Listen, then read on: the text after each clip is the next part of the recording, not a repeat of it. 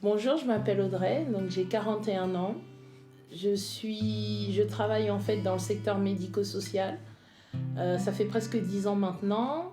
Je suis monitrice d'atelier cuisine et j'ai toujours travaillé dans la cuisine. Voilà un petit peu, ça vous permet de me connaître un petit peu mieux. Sinon, ça va faire ça fait 10 ans, peut-être 11 ans maintenant que j'ai donné ma vie au Seigneur. Et aujourd'hui, je vais vous expliquer, je vais vous raconter mon parcours qui a fait que, grâce à Dieu, je suis là aujourd'hui. Donc, moi, je suis issue d'une famille chrétienne, mais chrétienne plutôt catholique. Donc, j'ai eu une éducation catholique. Mes parents nous ont fait prendre, quand on était jeunes, des cours de catéchisme. On a même été dans un collège privé catholique. Mais ça ne veut pas forcément dire qu'on connaissait vraiment le Seigneur. En fait, j'avais pas de relation avec le Seigneur. Ma vie avec le Seigneur, sans le Seigneur, on va dire du côté extérieur, on dirait que les choses n'ont pas beaucoup changé. Mais avec le Seigneur, en fait, tout se passe à l'intérieur. En tout cas, dans un premier temps, pour moi, ça s'est passé comme ça. Je me souviens, il me semble qu'en fait, le Seigneur, j'ai vraiment ce sentiment qu'il m'a toujours cherché, J'avais vraiment cette impression depuis que j'étais petite, que j'avais un amour pour lui, mais j'ai jamais su comment le rencontrer. J'ai jamais su comment m'approcher de lui. Quand on est jeune et que on est dans une éducation chrétienne, catholique, on fait des prières, on apprend le chapelet. On apprend le Je vous salue Marie, le Notre Père, le Je crois en Dieu. Et on peut réciter ces prières-là. Sauf que quand on va pas forcément bien et qu'on sait pas vraiment... qu'on sait pas vraiment comment faire pour régler son problème, ça aide pas vraiment parce qu'en fait, on sait que Dieu existe. On sait qu'il est là. On sait qu'il a la capacité de faire des miracles parce que c'est des choses qu'on nous a apprises. Sauf que nous, on a besoin que ces choses-là, en fait, elles deviennent réalité dans notre vie et c'est pas vraiment le cas. Du coup, en fait, ce qui est compliqué, c'est que quand on vit une souffrance ou une douleur, quelque chose comme ça, on ne sait pas comment faire, en fait, pour demander au Seigneur vraiment de venir, en fait, dans notre vie pour pouvoir changer les choses.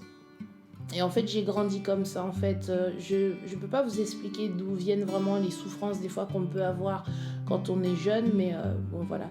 Il y avait quand même des choses, des difficultés.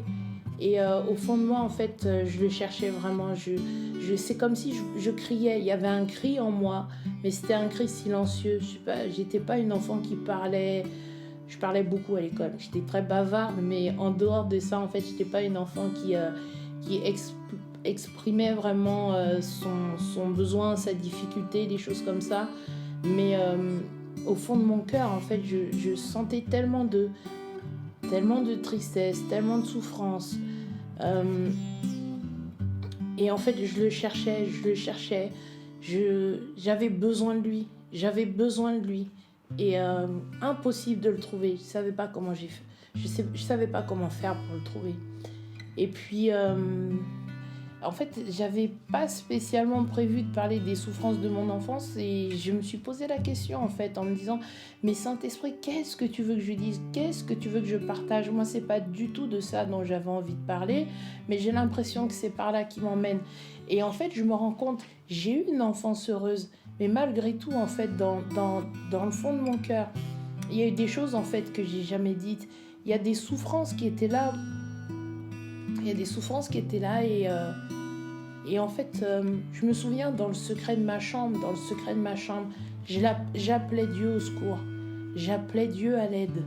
Et encore une fois, en fait, je savais pas comment le rencontrer. Après, petit à petit, chemin faisant, j'ai continué mon parcours, j'ai continué à grandir. Et en fait, les choses, elles sont pas du tout allées en s'améliorant. C'est comme si c'était pas vraiment une vie que j'avais. Extérieurement, ça ressemblait à une vie, mais moi, au fond de moi, je savais que c'était pas ça. Je savais que j'aspirais à autre chose.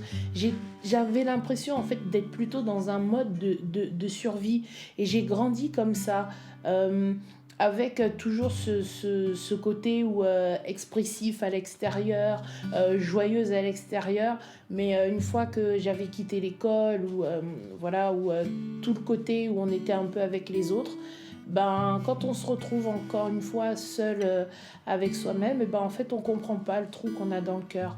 On comprend pas, en fait, euh, quand on se retrouve, en fait, dans la solitude. Ouais, je pense que j'ai toujours eu, je crois, un sentiment de profonde solitude. Et en fait, ce que je cherchais, je crois, en parlant en cet instant, je crois que je me rends compte que j'ai toujours cherché un ami. Un ami, mais un, un, un, un ami vraiment, un meilleur ami en fait, un ami intime. Et je connaissais pas Dieu comme ça. Et j'ai continué de grandir. Et pour tout vous dire, en fait, j'ai pas vraiment aimé la première partie de ma vie, on va dire. L'ancienne partie de ma vie, en fait, elle fait partie de moi aujourd'hui. En tout cas, ça m'a permis de me construire, d'avoir ce caractère, tout ça. Mais j'ai pas vraiment aimé. J'ai pas l'impression de... Je savais pas vraiment qui j'étais. J'étais souvent en train de copier les autres parce que je savais pas comment est-ce qu'il fallait être. Je crois que je m'aimais pas du tout. Je crois que j'aimais pas qui j'étais. J'aimais pas l'image que j'avais de moi. Euh, Après, ça a été encore plus compliqué quand il y a eu aussi cette prise de poids qui est arrivée. C'était encore pire.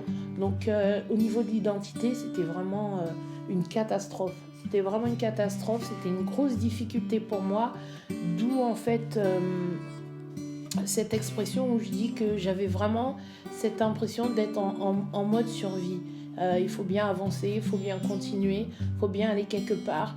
Mais parfois, je me pose vraiment cette question où je me dis, mais en fait, si j'avais pas rencontré le Seigneur, je me demande aujourd'hui qu'est-ce que serait ma vie.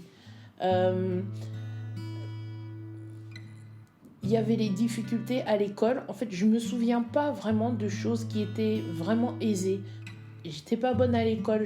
J'avais vraiment cette impression que je perdais mon temps. Je comprenais pas les choses. Alors, les choses qui m'intéressaient, bien sûr, ça allait, mais tout ce qui était un petit peu compliqué, en fait, ben, ça me mettait vraiment en difficulté. Et en fait, j'ai grandi comme ça, où c'est-à-dire que il fallait toujours être bon dans tout. Pour être aimé des professeurs, il fallait avoir des bonnes notes. Même malheureusement, c'est un peu difficile à dire, mais même quelque part pour être aimé par mes parents, il fallait aussi que j'ai des bonnes notes, il fallait aussi avoir des bons résultats. En fait, on aurait dit que tout était sous forme de compromis ou d'une sorte de chantage en fait, pour être aimé. Je crois que c'est ça en fait, ce qui me faisait le plus mal en fait, c'est j'avais pas j'avais pas j'avais pas l'impression d'être aimée. Et donc du coup, je crois que cette souffrance, elle m'a poursuivie pendant longtemps. Mais j'arrivais pas à me rendre compte en fait que c'était de ce manque d'amour là en fait dont je souffrais. J'avais pas franchement envie de parler de ça, mais c'est venu comme ça. Alors je vous donne ça comme ça. Euh, ce qui a été compliqué, bah, en fait, ça a été constamment, en fait, à chaque fois, d'avoir des relations avec des camarades de classe, des collègues, où on est toujours dans un groupe, où même si, ben, moi, j'ai le rire facile, donc je vais rire avec les personnes, je vais partager des choses avec eux, mais au fond de mon cœur, je me pose toujours la question, est-ce que c'est vrai ce que je vis? Je me pose toujours la question, en fait, de savoir, est-ce que je suis vraiment heureuse? Est-ce que ces personnes-là, en fait, elle m'aime pour qui je suis. C'était tout le temps en fait ce questionnement-là en fait qui était là. Et je crois que c'était une de mes profondes souffrances. Je pense que c'était la profonde souffrance. En tout cas, cette question-là en fait, tout au long de ma vie d'avant, elle a jalonné comme ça mon parcours. Après, j'ai continué de grandir encore. Et puis je me suis rendu compte que bon bah après voilà, il y a ce temps où il a fallu trouver un travail, où il a fallu avoir une orientation professionnelle. Et là encore, bon bah je me suis dit mais qu'est-ce que je vais faire, qu'est-ce que je vais devenir. En plus moi j'ai grandi avec, moi j'aime vraiment beaucoup ma maman, mais elle a été très dure avec moi. Et en fait, à cause de justement ces mauvais résultats scolaires, j'avais toujours l'impression en fait d'être entre guillemets un paria, parce que je pense que pour eux c'était tellement important de réussir que elle a mis le paquet, quoi. Ma mère, elle a vraiment mis le paquet pour que je me secoue, pour que je me réveille, pour qu'il se passe quelque chose à l'école. C'était pas évident quand elle me disait mais qu'est-ce que tu vas devenir. Et en fait du coup il y avait une angoisse. J'avais une angoisse en fait de ne pas savoir qu'est-ce que je vais devenir. Moi je m'étais vraiment imaginé que je serais une mendiante toute ma vie, que je serais même une clocharde, parce que ma mère me disait que si tu travailles pas bien, tu n'auras pas de travail, tu iras visser des boulons à l'usine, tu vas faire quoi? Tu vas voler les sacs des vieilles dames, ou c'était une vie, elle m'avait prédit une vie vraiment pas drôle, hein. Et donc du coup en fait il y avait cette angoisse de l'avenir.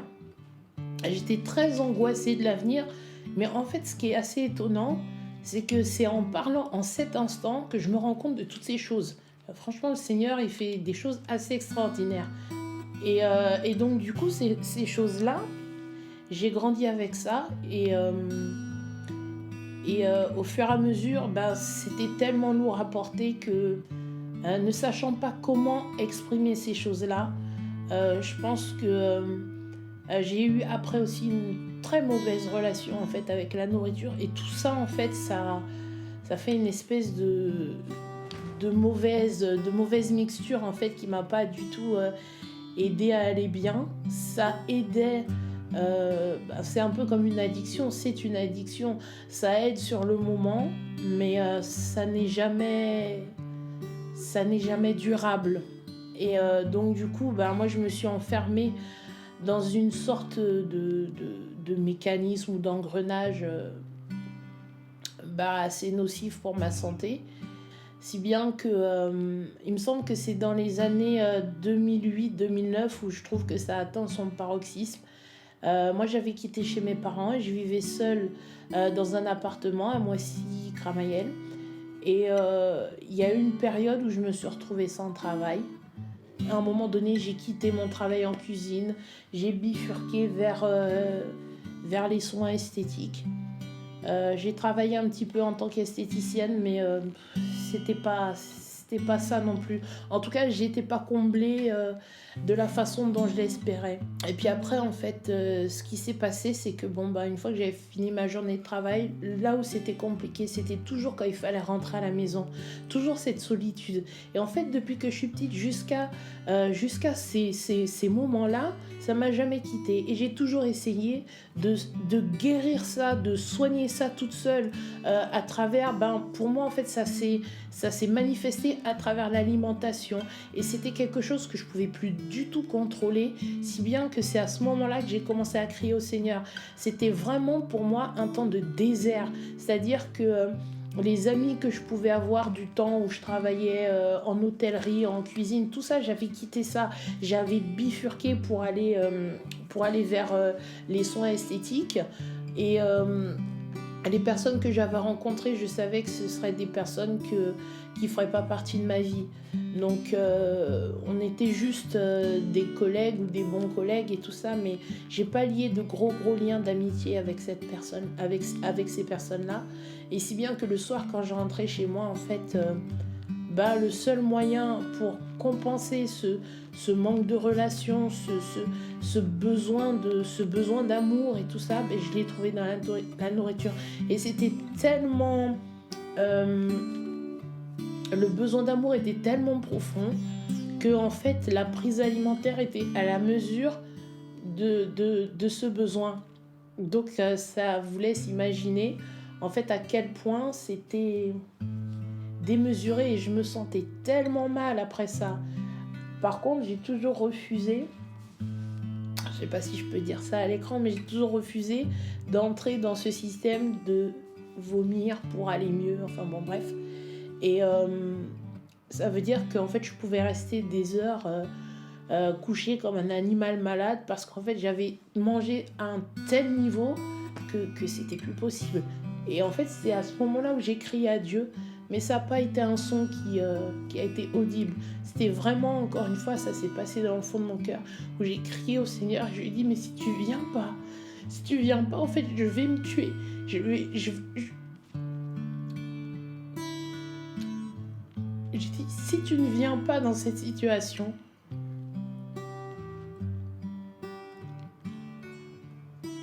je pense que c'était vraiment un cri intérieur où j'avais besoin que Dieu me sauve. Et je savais qu'il n'y avait que Jésus qui pouvait me sauver, même si je n'avais pas expérimenté de relation avec lui. Ce que mes parents, dans leur maladroitesse ou dans leur côté traditionnel, ont déposé en moi quand même quand j'étais petite par rapport aux cours de catéchisme et tout ça, ça m'est quand même resté. Je savais que seul Jésus pouvait faire quelque chose. Donc c'est à ce moment-là que je l'ai appelé. Et comment ça s'est passé ma conversion ? Il n'y a rien eu d'extraordinaire en apparence. Ça s'est pas passé avec le Saint-Esprit qui a déboulé comme ça, les langues de feu, tout ça. Bon, il n'y a pas eu ça. Mais le Seigneur est venu. Et cette parole, elle est vraiment vraie. Quand un malheureux crie, en fait, l'Éternel entend. Comment il entend, j'en sais rien, mais il entend. Il est passé à travers une jeune femme, en fait, qui s'appelle Régine. Et c'était à l'époque où j'étais esthéticienne. Et elle était déjà venue plusieurs fois vers moi, en fait, pour me parler de Jésus. Mais à l'époque-là, en fait, j'étais pas du tout réceptive. Et même la plupart du temps, quand je la voyais arriver, je me disais, oh non, pas elle. Je disais, oh non, pas elle. Elle me parlait de Jésus et j'avais pas du tout... j'avais pas envie de l'écouter, en fait. Et c'est quelques temps plus tard, en fait, il y a eu un moment donné où on s'est plus vus. Et puis, je crois que je suis partie en vacances en 2008, je suis partie aux Antilles. Et c'est quand je suis revenue, en fait, elle m'a recontactée. Et comme c'était une période où, justement, j'étais sans travail, je savais pas trop ce que j'allais faire, je venais finir mon CAP esthéticienne, tout ça. Et donc, du coup, elle m'a recontactée. Et puis, en fait, elle a commencé à me parler du Seigneur. Et j'écoutais ce qu'elle me disait. Et je me disais, il peut faire quelque chose pour moi. Et puis, un jour, en fait... elle m'a emmenée à une réunion des chrétiens témoins dans le monde. Je me souviens, c'était à Évry. J'ai écouté le témoignage en fait d'un monsieur. Je trouvais que les chrétiens ils avaient tous une tête bizarre. Moi, je savais pas qu'est-ce que je faisais là. Mais en même temps, je me disais, il se peut qu'il y ait une solution pour moi. Donc en fait, je suis restée. Et puis à la fin, il y a eu un appel en fait pour savoir si quelqu'un voulait donner sa vie au Seigneur. Et moi, je savais que j'en avais envie, mais parce que je me disais que de toute façon, qu'est-ce que j'ai à perdre ? Moi, je suis pas venue au Seigneur en me disant super, ma vie elle va changer du jour au lendemain, ça va être les signes, les miracles, les prodiges. De tout ce que je sais aujourd'hui, en fait, ça, je connaissais rien de tout ça. Et donc, du coup... en fait, j'ai pas osé me lever. Puis après, en fait, elle m'a dit, mais allez, vas-y et tout. Puis finalement, je lui ai dit, écoute, si tu viens avec moi, que tu m'accompagnes, j'y vais. Donc en fait, elle a fait cette démarche, elle m'a accompagnée. Et c'est ce jour-là, en fait, où j'ai donné ma vie au Seigneur. Mais il n'y a vraiment rien eu d'extraordinaire. Je peux pas vous dire que j'ai senti une joie ou quoi que ce soit, parce que je pense que tout simplement, j'ai rien compris. Mais malgré tout... quand je suis rentrée chez moi, en fait, le soir, j'ai commencé à me poser des questions. Je connaissais rien. Il n'y a pas de mode d'emploi, en fait, quand on donne sa vie au Seigneur. Souvent, nous, en tant que chrétiens, maintenant, aujourd'hui, quand on parle aux personnes, on leur dit, on les encourage à donner leur vie au Seigneur. On fait ce qu'on appelle de l'évangélisation, mais... c'est compliqué en fait d'expliquer à quelqu'un comment sa vie elle va devenir après et tout ça. On n'a pas le mode d'emploi, on ne sait pas comment le Seigneur va s'y prendre avec la personne, on ne sait pas comment la personne elle va réagir. Et moi honnêtement, je ne savais pas du tout, en plus je ne savais même pas du tout qu'est-ce que ça impliquait que de donner sa vie au Seigneur. Et au début, en fait, de ma conversion, en fait, je trouvais que c'était pas si génial que ça. J'étais même presque déçue parce que finalement, j'avais l'impression que tout allait changer du jour au lendemain et c'était pas ça. Je pensais que le Seigneur allait m'aider dans ce problème de poids ou de choses comme ça. Et en fait, mais le Seigneur, il n'a pas géré ça comme ça tout de suite. Et, euh, et du coup, quelque part, en fait, pendant les premières années de ma conversion, je trouvais que c'était une catastrophe. Il n'y avait rien de simple, je ne comprenais pas. Il fallait tout le temps combattre. Je trouvais qu'il n'y avait rien de simple en fait là-dedans. Ça vient confronter en fait toute notre vie d'avant où il y a pas mal de choses qu'on faisait et on se dit non, ça, du coup, on se rend compte qu'on ne peut plus faire et tout ça.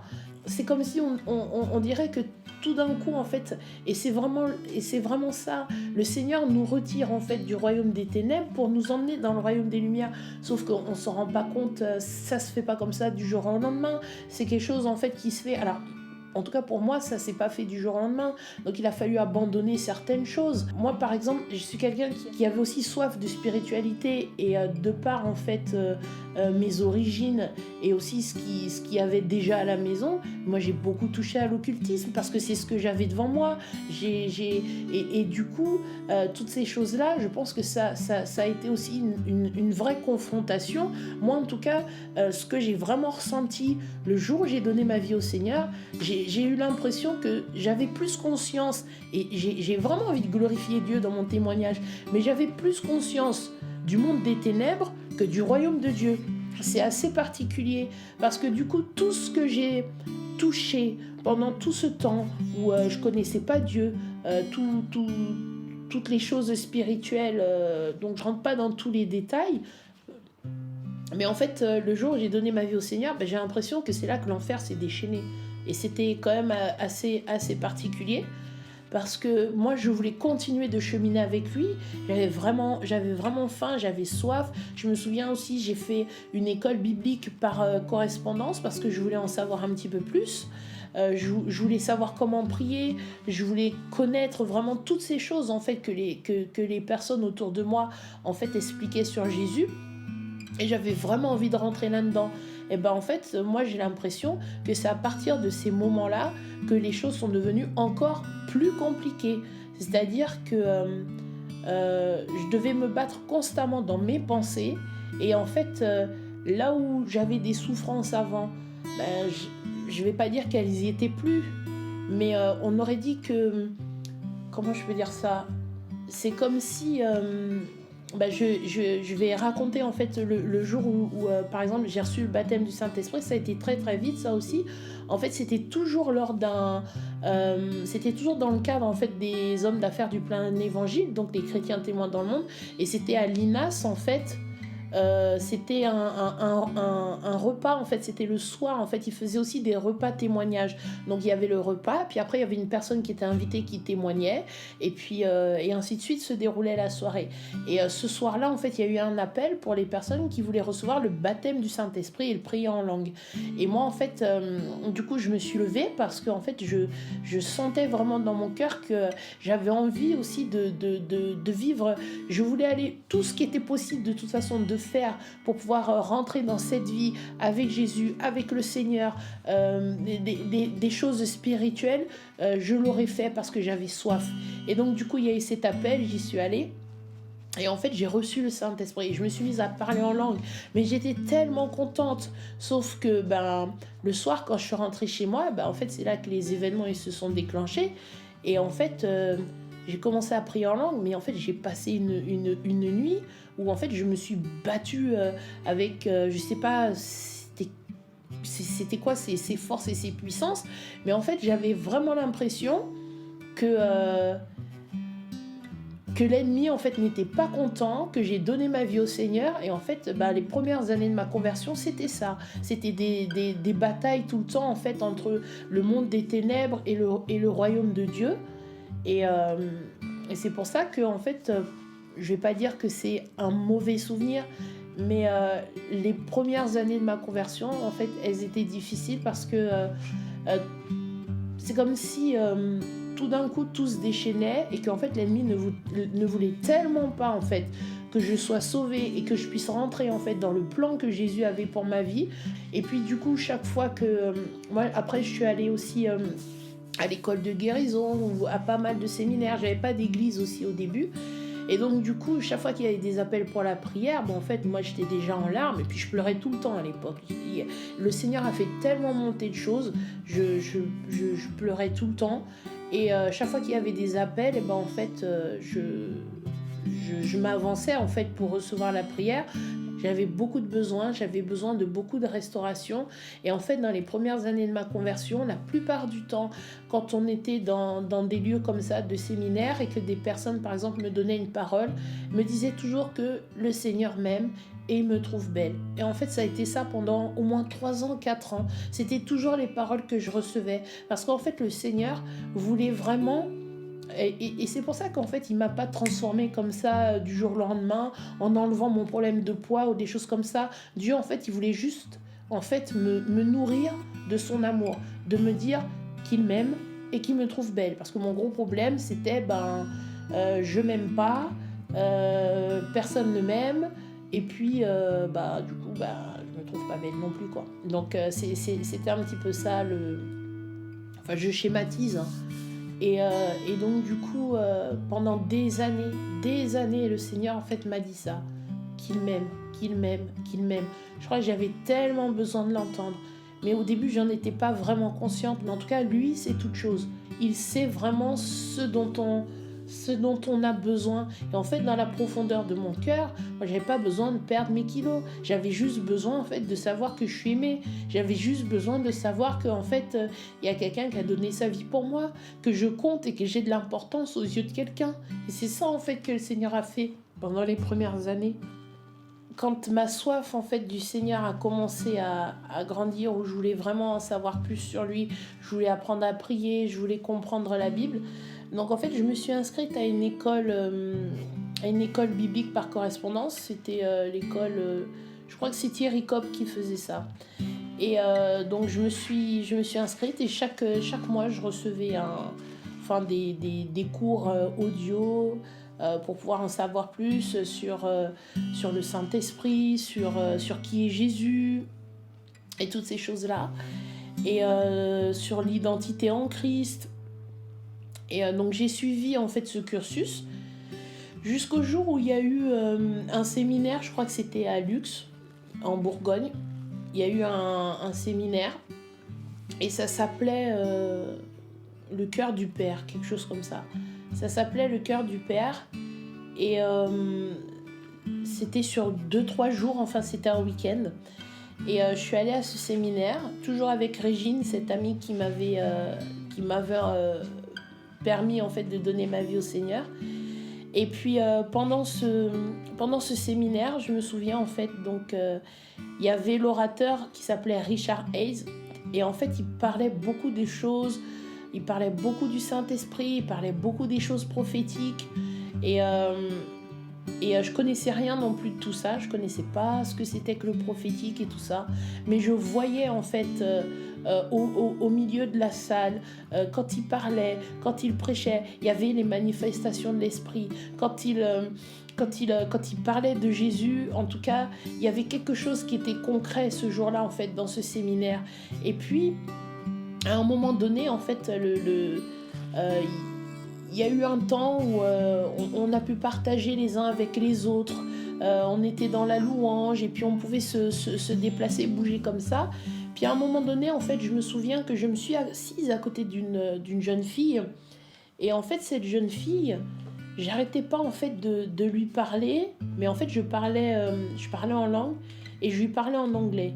Je lui parlais en anglais et je lui disais en fait à quel point je l'aimais, à quel point elle était précieuse pour moi. Et c'était assez curieux parce que plus je lui parlais l'amour de Dieu, j'avais l'impression en fait, et c'était vraiment particulier ce jour-là, parce que je sentais qu'elle était triste, qu'il y avait une tristesse. Et en fait, moi, j'avais vraiment le désir de la consoler. Je sentais qu'il y avait un amour dans mon cœur pour cette fille. Et en fait, j'étais assise à côté d'elle et je lui parlais. Je lui parlais en anglais, je prophétisais, je parlais même d'autres langues, je me souviens pas, mais en fait il y avait un tel flot qui sortait, je crois que c'était plus moi qui contrôlais du tout. Et puis mais vraiment en fait ce que je voulais lui dire c'était à quel point je l'aimais, et ça a duré pendant presque 1 heure comme ça. Et à un moment donné, c'est comme si je lui dis mais au fait, mais comment est-ce que tu t'appelles? Et elle me dit je m'appelle Emmanuel. Et là, en fait, c'est assez particulier, mais j'ai l'impression que finalement, je ne sais pas comment le décrire, mais j'ai l'impression, et c'est après que j'ai su que c'était Jésus, en fait. La jeune fille qui était à côté de moi, qui s'appelait Emmanuel, c'était Jésus. Et en fait, ce que le Saint-Esprit me faisait dire, j'ai l'impression qu'il le disait à travers ma bouche pour cette fille, mais qu'en fait, c'était pour moi. Ça reste assez particulier, mais Dieu est souverain. Et il fait vraiment des choses extraordinaires. J'avais l'impression qu'en fait, plus je lui disais des choses pour qu'elle allait mieux, mais c'était comme si en fait le Seigneur utilisait moi-même pour parler à cette fille, mais c'est qu'en fait c'est lui qui me parlait. Je ne sais pas si vous comprenez, mais c'est comme ça que ça s'est passé. Et en fait, j'étais tellement bouleversée le soir quand je suis rentrée. Je me suis dit, Emmanuel, Emmanuel. Le nom Emmanuel ça m'a tellement travaillé que j'ai prié en langue. Et j'ai dit, mais Saint-Esprit, mais qui c'était? Qui était cette personne? Et en fait, quand je priais en langue, la seule chose qui sortait de ma bouche quand je demandais en fait au Saint-Esprit de me dire ce qui s'est passé, c'était Jesus come to me. Jesus come to me.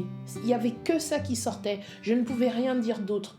Et en fait, j'en ai conclu qu'en fait, c'est Jésus qui était assis à côté de moi, et il avait l'apparence en fait de cette jeune fille. Et le lendemain, en fait, quand on est revenu au séminaire, mais je l'ai cherchée partout. Et en fait, elle n'était plus là. Et après, il y a eu tout un cheminement comme ça. Et je dirais que les choses ont commencé un peu à décoller, en fait, avec le Seigneur à partir des années, on va dire, 2014-2015. Et là, je commençais à comprendre d'autres choses. Il y a eu plusieurs, j'ai été enseignée. Et puis après, je suis rentrée aussi dans une église. Je suis rentrée donc à l'église de Boussy, qui est ma première église. Et jusqu'à aujourd'hui, c'est toujours l'église dans laquelle je suis. C'est là-bas aussi, c'est à Boussy que je me suis fait baptiser. Et en fait, là, ma vie a commencé à changer. Je me souviens, en fait, je crois que je me suis fait baptiser en novembre 2011. C'est plutôt le jour de mon baptême, moi, que les choses elles ont commencé à changer. Pas le jour où j'ai donné ma vie au Seigneur. J'avais une telle conscience de sa grandeur. Moi, j'ai pas été touchée tout de suite par l'amour du Père. Puis d'abord, fallait pas me parler du Père tout de suite, quoi. Mais en fait, j'avais la conscience que Dieu était puissant, que Dieu était grand, qu'il pouvait vraiment toutes choses. Tout ce côté vraiment de la majesté, de sa grandeur, les noms de Dieu, tous les noms qu'il pouvait avoir, Elohim, El Shaddai, Adonai. Moi, ça, c'est des choses qui m'ont vraiment touché profondément, de savoir qui il est. Ça, c'est quelque chose qui m'a touché. Au-delà juste du Jésus qu'on m'avait présenté quand j'étais plus jeune, quand j'étais à l'école, c'était peu face à ce Dieu que je découvrais, qui était grand, qui était puissant, qui pouvait toutes choses, qui avait créé le ciel, la terre, tout ce qu'elle renferme. Et puis ce Dieu qui guérissait, qui faisait des miracles, qui multiplie le pain. Enfin là oui, j'ai commencé à rentrer en fait dans une dimension, et c'est là que j'ai voulu en fait passer par les eaux du baptême. C'était important pour moi parce que je comprenais ce côté où Dieu est un roi, et que quand on se baptise, moi j'ai dit comme ça dans mon cœur, j'ai prêté allégeance à l'agneau. Ça m'a bouleversée. C'est ce qui fait qu'aujourd'hui j'aime Dieu, je l'adore. Il est j'ai pas vraiment, là je suis tellement émue que, mais je suis amoureuse de lui. Je suis amoureuse de lui. Et je veux plus vivre ma vie sans lui. Et c'est ce désir-là, en fait, qui a fait qu'il y a eu du changement. C'est à ce moment-là, en fait, qu'il y a eu du changement dans ma vie. C'est quand j'ai décidé que il était mon roi et que j'allais le servir et que je voulais l'adorer. Ces dimensions-là, je ne les connaissais pas. C'est à partir en fait du jour où je suis passée par les eaux du baptême que les choses ont réellement commencé pour moi. Il a continué en fait à faire ce travail intérieurement. Et à partir de ce moment-là, j'ai commencé à rentrer dans d'autres choses. J'ai commencé à rentrer dans toute cette dimension en fait de l'identité aujourd'hui. Mais moi, si je regarde en fait quelle est ma vie aujourd'hui, mais ça n'a plus rien à voir. Déjà, je me reconnais même pas quand je repense à la Audrey d'avant, je me reconnais même pas. Aujourd'hui, je sais vraiment, je connais mon identité en Christ. Je connais même les spécificités que le Seigneur m'a données dans ma vie. Par exemple, quand je disais tout à l'heure en fait que j'avais touché à beaucoup de choses occultes, le Seigneur, il a guéri ces choses-là, il a guéri, il a soigné, il a purifié, il a vraiment nettoyé et il a pardonné, il a oublié toutes ces choses-là. Et donc du coup après, je pense que c'est là que j'ai écouté ce que le Seigneur me disait en me conduisant donc à l'église de Boussy, tout ça. Et c'est là-bas aussi du coup que je me suis fait baptiser. C'était quelques mois après. Et puis après, j'ai commencé aussi à rentrer, entre guillemets, dans le vif du sujet, quoi, avec le Seigneur. C'est là que j'ai pris conscience, en fait, que Jésus n'est pas... c'est pas juste un personnage biblique comme ça. J'ai compris, en fait, c'est quoi cette dimension, c'est quoi la royauté, c'est quoi le royaume de Dieu. Enfin, toutes ces choses, en fait, qu'on nous apprend pas forcément, quoi. Et dans tout ce cheminement, en fait, je vois que le Seigneur a pris tellement de soin à travailler dans ma vie, à travailler mon caractère, à travailler mon identité. Je crois que c'est là où, en fait, les choses sont vraiment différentes pour moi. Quand je pense à moi, à ce que Dieu, en tout cas, il a fait, là, je vois la différence. Aujourd'hui, en fait... je me dis pas, déjà, cette angoisse, elle est partie. J'ai pas d'angoisse, en fait, de savoir c'est quoi mon avenir. Mon avenir, même si je le connais pas parfaitement, mais en fait, je sais en fait ce que Dieu a fait de moi. Je sais ce qu'il a écrit sur ma vie, même si je connais pas tout dans les moindres détails, mais en fait... je sais à quoi je sers, et ça c'était une angoisse pour moi en fait de pas savoir en fait à quoi je sers, de me dire qu'en fait j'étais inutile. Aujourd'hui je sais que il y a pas d'inutilité. Aujourd'hui je suis dans un travail, ça va faire 10 ans que je suis là-bas. D'ailleurs ce travail je l'ai eu juste après m'être fait baptiser. Je me suis fait baptiser en novembre 2011. J'ai eu ce travail le 12 décembre 2011, juste après avoir été baptisé. Mais le Seigneur, en fait, tout ce qu'il a fait à travers ce lieu, à travers cet endroit, mais c'est extraordinaire, en fait, tout ce qu'il a fait, tout ce qui est biblique, tout ce que j'ai lu dans la Bible, et bien là, je peux dire qu'en fait, j'ai vraiment vécu les choses du royaume. Là, moi, je vis vraiment le royaume. La multiplication de la nourriture, en fait, quand on était dans la galère, enfin, en tout cas, moi, particulièrement dans les services où c'était la galère, mais j'ai prié, j'ai vu la multiplication de la nourriture, j'ai vu des guérisons, j'ai prié pour mes collègues, j'ai vu des guérisons au travail. Moi, quand je suis dans cet endroit, même s'il y a les batailles, les combats et toutes ces choses-là, moi je ne savais même pas que j'étais capable d'avoir autant d'amour en moi pour ces personnes-là que je connaissais même pas. Ce ne sont pas des gens de ma famille, ce ne sont pas des gens... Voilà. Et aujourd'hui, en fait, quand je réalise en fait l'amour que Dieu me donne, par exemple pour mon équipe, pour ces personnes-là, je me dis, mais s'il n'avait pas pris tout ce temps pour me dire qu'il m'aimait, pour me restaurer, pour travailler dans mon cœur, mais je serais incapable de faire ce que je fais aujourd'hui. Ce sont des personnes, je les considère aujourd'hui comme des fils et des filles. Comme des fils et des filles. Je vois à quel point Dieu m'a restaurée. Je vois à quel point Dieu a travaillé dans ma vie pour me faire passer de ce petit enfant spirituel qui avait tout le temps besoin qu'on prie pour lui, qu'on lui impose les mains, voilà, qui ait autant d'attention pour cette personne. Le Seigneur m'a fait grandir au fur et à mesure. Et puis aujourd'hui, mais je me rends compte qu'il m'a aussi placé là pour que je m'occupe aussi des autres. Moi, je suis pleinement dans ma mission aujourd'hui. Je suis là pour que ces personnes connaissent Jésus, pour que son royaume se répande. Moi, j'ai pas du tout de problème pour pouvoir prier pour quelqu'un quand il me dit oui, j'ai un problème à ce niveau-là et tout ça. Je parle de Jésus d'une façon où c'est comme une respiration pour moi, parce que je sais qui il est, je sais ce qu'il est capable de faire. Il peut sauver une vie de toutes les dimensions qu'on peut être sauvé. C'est pas juste physiquement, c'est pas juste être sauvé d'un accident de la route, c'est sauvé dans toutes les dimensions. Et aujourd'hui, en fait, je continue de grandir là-dedans, je continue de le désirer. Tout ce que j'avais connu avant, je peux dire que c'est comme si en fait l'ancien livre, il a été complètement déchiré.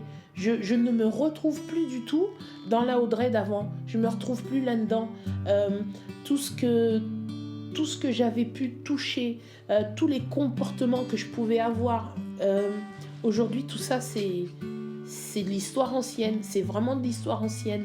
Et puis j'ai un tel désir de rentrer dans ces projets. Avant, moi j'étais quelqu'un où je voyais que mon avenir était fermé, mais aujourd'hui en fait je suis quelqu'un, je suis tout le temps en train d'imaginer des choses, en train de me dire mais qu'est-ce qu'on va faire, qu'est-ce qu'on peut faire. Aujourd'hui j'ai beaucoup de joie en moi. On peut parler des choses qu'on a vraiment dans nos profondeurs en fait avec le Seigneur, et ça je connaissais pas du tout. Et il y a que lui en fait qui peut faire ça, qui peut se révéler comme le bien-aimé, ce bien-aimé qu'on rencontre dans le Cantique des Cantiques. Mais il est comme ça aussi, Jésus. Il est aussi comme ça, il est celui qui est vraiment fou amoureux de nous. Il est vraiment celui qui bouleverse notre cœur. Et puis en fait, c'est de se dire aussi que c'est pas seulement lui qui est comme ça. C'est qu'en fait, il fait de nous aussi une personne comme ça.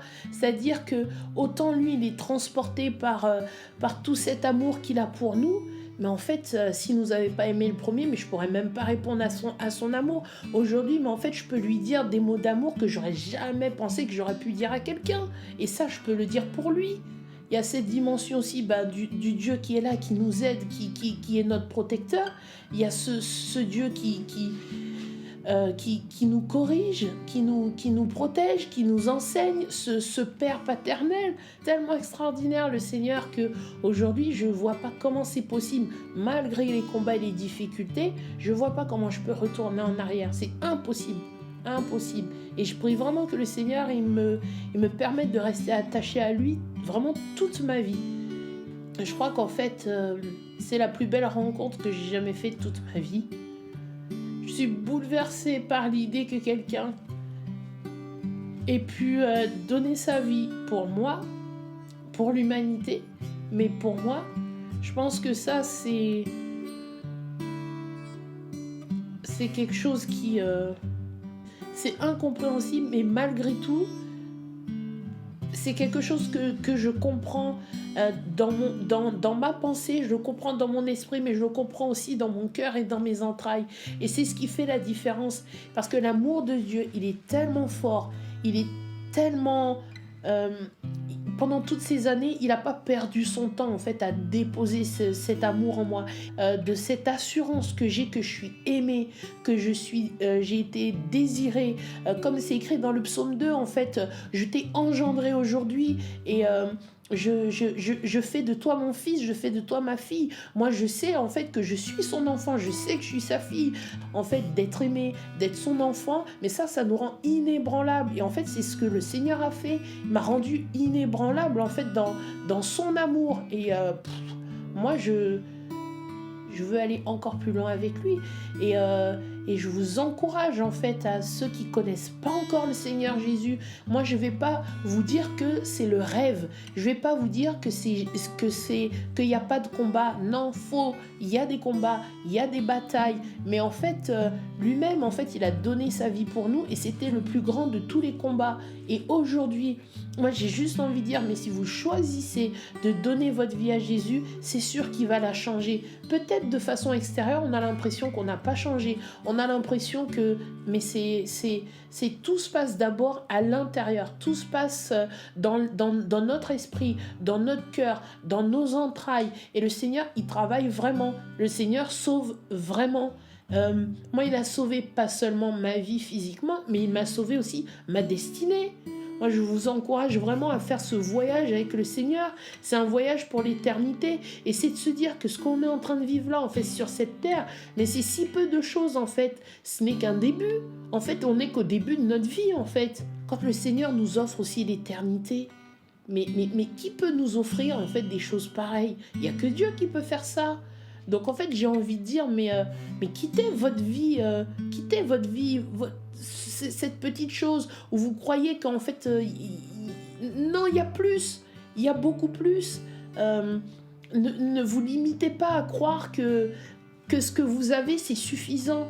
Non, c'est pas suffisant. Il y a beaucoup plus. Cette dimension de vie éternelle, on en touche à peine les choses du doigt. Moi, c'est la plus belle rencontre que j'ai faite de toute ma vie et je vous invite vraiment à donner votre vie au Seigneur, à quitter les choses en fait qui vous laissent en arrière dans quelque chose en fait qui produit pas de fruits, qui produit pas de vie. C'est le début d'un voyage où en fait on a enfin de la lumière, où on voit, où nos yeux s'ouvrent et on peut rentrer vraiment dans une vie. Puis moi, j'ai vraiment goûté aussi à la joie et au fait de ne plus être seule. Et ça a changé ma vie. En fait, de savoir que je peux compter sur quelqu'un. Aujourd'hui, en fait, je sais que je ne crains rien.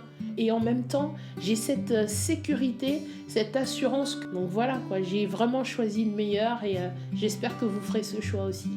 Merci de m'avoir écouté.